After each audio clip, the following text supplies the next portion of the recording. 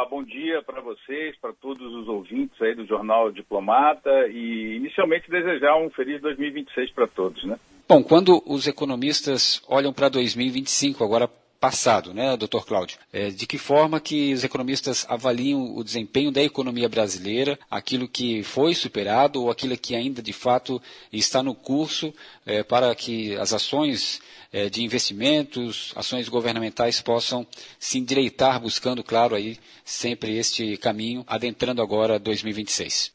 Bom, eu diria que o ano de 2025 foi um ano bastante conturbado para as questões econômicas e o risco geopolítico muito alto, por diversos fatores, mas eu poderia dizer, assim, principalmente pela questão do tarifaço, inicialmente, mas, sobretudo, e aí envolvendo o aspecto do Brasil como um todo, a reforma tributária.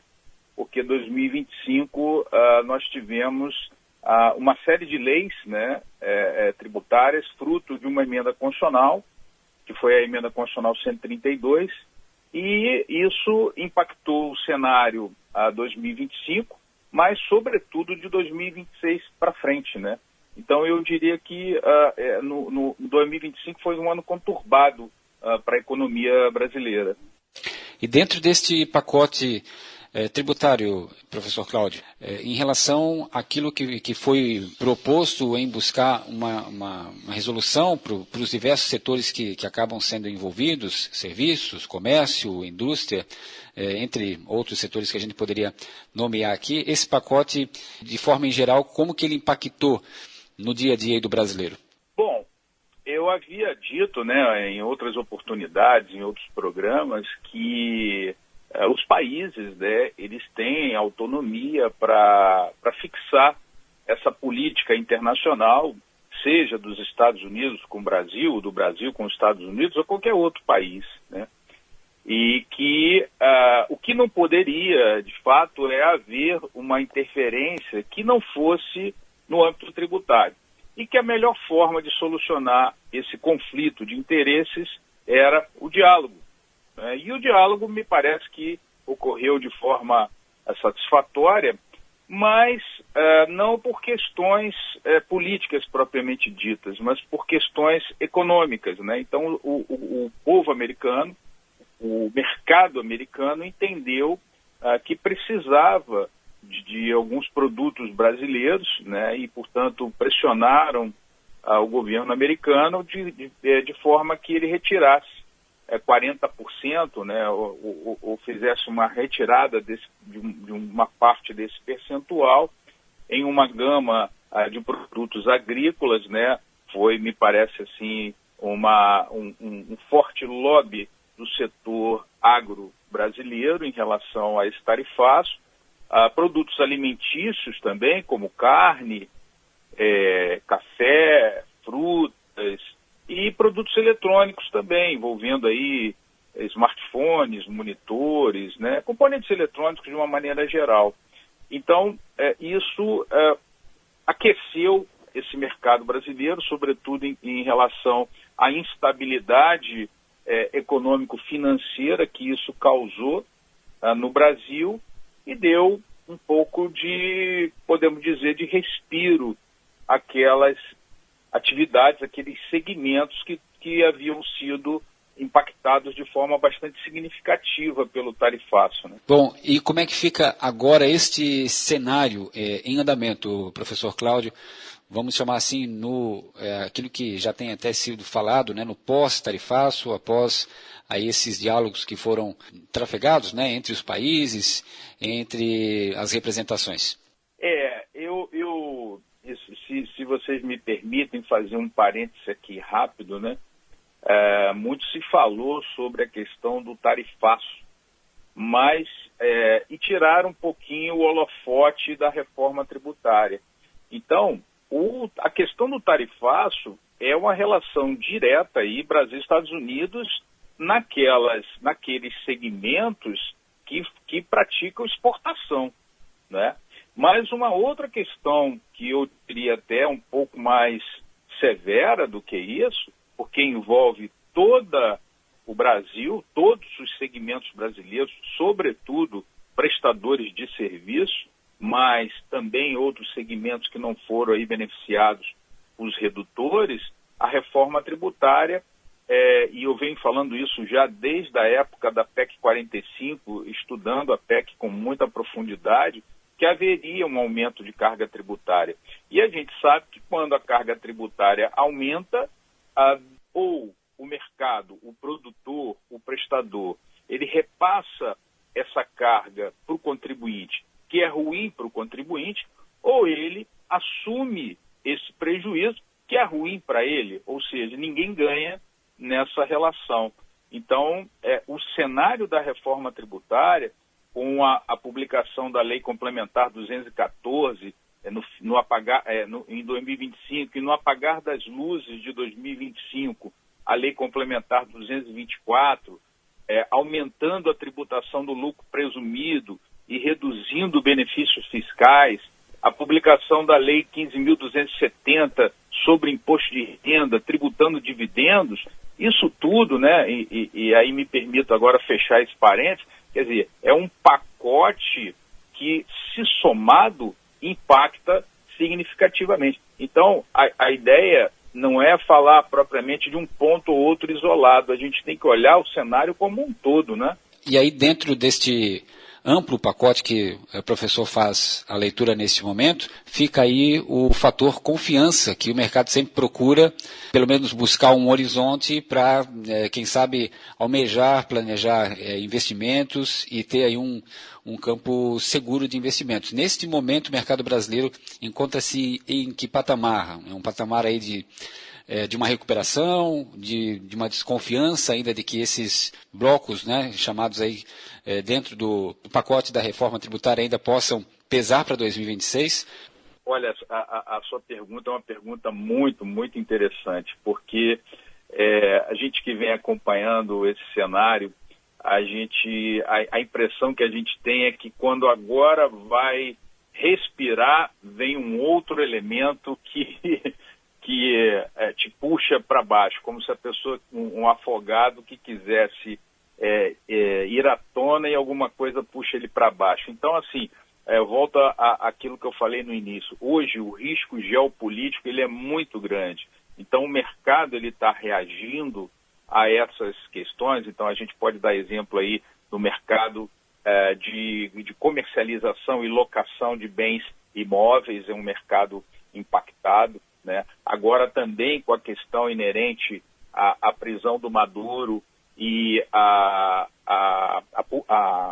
produção de petróleo da Venezuela podendo aumentar, podendo comprometer também a produção brasileira, associado a esse aumento de carga tributária, e aí eu fecharia com o fator preponderante, insegurança jurídica, que responde à sua pergunta. Nós não temos hoje uma segurança jurídica de saber como vai ser efetivamente isso ou aquilo, porque, por exemplo, para os seus ouvintes, a gente sequer sabe qual vai ser a alíquota do IBS e da CBS. Então, a gente está estimando um aumento de carga tributária que pode ser muito maior do que se espera, né? Então, esse cenário é muito ruim, o risco geopolítico é muito grande, o mercado reage de forma negativa, sobretudo o mercado financeiro, e aí vem outras interferências, como essa questão da prisão do Maduro, de negociações com o BRICS, e por aí vai. O cenário está bem conturbado e a gente assim, reage negativamente no momento e, assim, uma visão muito, muito particular, eu vejo um prognóstico aí ainda muito difícil para a sociedade brasileira e para o mercado brasileiro. Bom, professor Cláudio, essa questão que envolve, né, a carga tributária, que historicamente sempre é pesada para o mercado brasileiro, também tem essa onda, ou essa preocupação que está sendo vista aí pelos analistas, que é quanto à taxação de dividendos, enfim, questões aí que envolvem o mercado financeiro, além da questão que envolve os chamados processos, né, para taxar super ricos e a questão do imposto de renda, que foi então aí o pacote do governo, na esperança de que isso possa trazer também um retorno para a governabilidade no sentido, né, de trazer mais arrecadação. E sobre esse olhar, como é que o mercado está dando, né, o seu passo a passo, há tanta clareza daquilo que o mercado sempre pondera, né, que precisaria para ter aí um prognóstico. A questão aí é o seguinte: quando a expectativa de arrecadação ela é de aumento, sem dúvida, né? Nós fizemos um levantamento, né, com um grupo de pesquisa que eu coordeno já há alguns anos, e aí eu estou falando de todas as reformas tributárias que nós tivemos, incluindo mini-reformas ao longo da história brasileira, e nós pudemos constatar que toda a reforma tributária ela veio por um clamor social de tributação estável e que gera aumento de arrecadação. Então, o diagnóstico aí de tudo isso é que nós vamos ter um superávit primário em relação à arrecadação. Isso é indiscutível. O grande ponto é que, porque quando você estrangula demais o contribuinte, esse contribuinte ele quebra, e ao quebrar ele deixa de arrecadar. Então essa relação de que, e muita gente pensa assim, né? Quanto maior a carga tributária, mais o governo arrecada. Isso é verdadeiro até um determinado momento.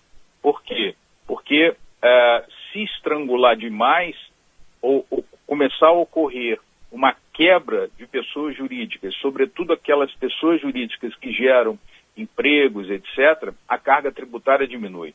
E a gente tem visto que a reforma tributária tem afetado bastante o Simples Nacional, que representa aí um percentual de mais de 60% das empresas brasileiras cadastradas na Receita Federal. Então, o cenário é de expectativa, né? Porque soma-se aumento de carga tributária, soma-se enrijecimento de tributação para um Simples Nacional com questões afetas a não creditamento e, com isso, perdas de contrato. Tributação de dividendo reduzindo margem de lucro. Todo esse cenário tem gerado uma expectativa muito grande. Algumas coisas já estão em vigor, né? Por exemplo, a tributação dos dividendos para 2026, essa tributação de super ricos, que eu particularmente não gosto muito dessa nomenclatura, mas é uma faixa de receita mais elevada. Isso já está em vigor para 2026, né? O que a gente agora está na expectativa é da fixação dessas alíquotas e realmente como isso vai ficar para efeitos práticos, porque está todo mundo numa instabilidade muito grande, né? Então, os tributaristas estão loucos, os economistas também, e os contribuintes pior ainda, né? Porque eles estão, vamos dizer assim, conforme a maré, né? Um barco à deriva conforme a maré. Bom, professor Cláudio, para a gente finalizar aqui a entrevista, agradecendo muito a atenção do advogado professor da Fundação Getúlio Vargas, especialista em mercado financeiro, tributário e de compliance, professor Cláudio Carneiro, que já esteve e tem sempre também ligação aqui com a região de Brusque. Professor Cláudio, dentro aí desse apanhado geral, né, da política geopolítica, né, em movimento aí em todo o mundo, né, mas muito próximo agora do Brasil com a questão Estados Unidos e Venezuela, fora todo esse arcabouço tributário que o senhor já muito bem mencionou, além das questões do dia a dia, né, que afetam o contribuinte, taxa de juros com Selic ainda bastante alta, dentro aí desse prognóstico do dia a dia do brasileiro, como que os economistas podem dar aquela dica, né, um equilíbrio sempre financeiro, por conta até mesmo do endividamento das famílias, que foi bastante alto em 2025. Isso é uma dica muito interessante. Aproveito aqui a oportunidade para parabenizar vocês pelo programa, compartilhando notícias de grande relevância. É sempre um prazer participar com vocês. Eu diria que a taxa de juros é reflexo das questões econômicas, né? Então, uma dica interessante para o contribuinte, é claro que tudo vai depender muito da situação de cada um, mas primeiro, não entrar em financiamentos que não hajam a absoluta necessidade de fazê-los, né? Então, quem está com algum projeto e não é necessário implementá-lo imediatamente, aguardar um pouco para que se estabilize, porque senão você pode entrar num projeto e aí esse projeto se tornar inviável financeiramente para essa pessoa, ela perder dinheiro, perder tempo e comprometer a solvabilidade, né, comprometer todo o orçamento dela. E para o consumidor, de uma maneira geral, é a dica padrão, né, começar a pesquisar preços, porque nós teremos aí o IVA mais alto do mundo, e isso repercute no consumo, porque essa reforma tributária, ela começou com a tributação do consumo, agora está indo para a renda, e o reflexo disso é na ponta, ou seja, para o consumidor. Então, para o consumidor, pesquisar preço, né? E para o prestador de serviço, para o produtor, é procurar se inteirar de como está sendo feito isso, buscar lá o seu contador, procurar saber para que ele possa realizar os seus negócios jurídicos dentro do que se tem hoje, como, por exemplo, alterações de cláusulas contratuais, de reajustes, de repasses de carga tributária. Isso tudo vai afetar locação, vai afetar contribuintes no Simples, enfim, tem uma gama de pessoas envolvidas em todas essas relações. O consumidor final, o prestador, o produtor e o próprio fisco, né? O município também tem que se preparar para isso tudo, né? Só resta 2 detalhes para a gente finalizar a entrevista, professor Cláudio Carneiro, aqui no Jornal da Diplomata nesta manhã. Numa próxima oportunidade a gente volta a falar sobre outros temas que podem ser de interesse aí da nossa comunidade certamente, como o mercado têxtil, entre outras atividades aqui que o senhor conhece tão bem de Brusque e região. Mas há de se lembrar também que é um ano de eleições e Copa do Mundo. Uhum. E aí, para além do encurtamento do ano, né, em razão disso, há também algumas vedações jurídicas que envolvem principalmente o ano eleitoral. Não é? Então, os governos, sabedores de que existem algumas vedações, eles vão correr no primeiro semestre para fazer o que tem que ser feito, né?